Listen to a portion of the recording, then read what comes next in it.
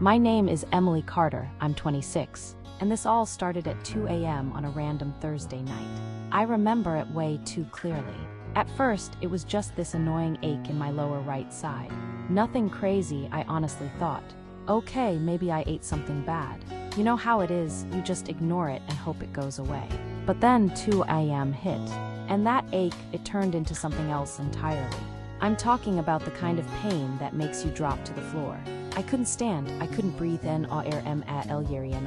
I was sweating, shaking, holding onto the sink like it was the only thing keeping me alive, and staring at myself in the mirror thinking, something is seriously wrong. So I grabbed my phone and called my mom. No answer. Called again, nothing. Then my dad, straight to voicemail. I kept calling over and over, switching between them like maybe this time someone would pick up.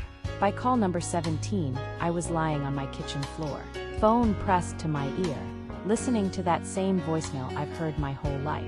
You've reached Mark Carter. I left messages, 3 of them. The last one I was crying so hard I could barely talk. Dad, I think I'm dying, please come. No one came. Everything after that, I only know because the paramedics told me. My neighbor, Mrs. Collins, this older lady I barely even talked to, heard me through the wall, heard me fall. She called 911. That's the only reason I'm still here. They said my appendix had burst, and yeah, they didn't say it directly. But I got it if I stayed on that floor another 30 minutes. I probably wouldn't have made it. They rushed me into surgery. And here's the part that still gives me chills. My heart stopped, flatlined. For a moment, I was gone. No light, no voices, nothing like in movies. Just silence, complete silence. And then suddenly noise again, machines, voices, pain. A lot of pain. When I woke up, I was in recovery. There was a nurse sitting next to me. First thing I asked, did my parents come? She gave me this look, not exactly pity but close. She said someone had come, but before she could explain, my surgeon walked in, Dr. Hayes. He sat down next to me and I immediately knew. This wasn't going to be a normal update. He said, Emily, we almost lost you. I nodded. I knew that part, then he said something I wasn't ready for. A woman claiming to be your mother came here and tried to have you discharged early. I just stared at him, discharged.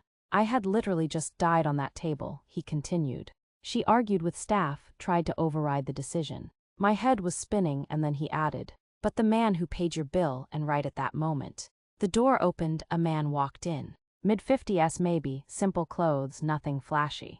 But his eyes calm, the kind you instantly trust. He looked like someone's dad, just a good one. Dr. Hayes nodded to him and left us alone. The man sat down and said, my name is Daniel Brooks, turns out. He was at the hospital visiting his brother, and he overheard everything at the front desk. He told me my mom was arguing with the nurses, saying she needed me discharged because my sister had a baby shower in the morning. Yeah, a baby shower while I was fighting for my life. He said the staff refused, obviously, and my mom asked if she could sign something to override them.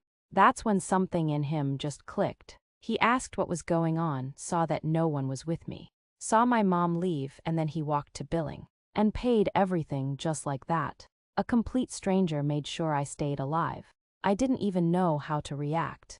I just started crying, not the quiet kind, the ugly kind, and he didn't interrupt. Didn't try to fix it, he just sat there. Which honestly meant everything. Later that day, my parents finally showed up. My mom walked in and said, oh, my phone was on silent. 17 calls on silent.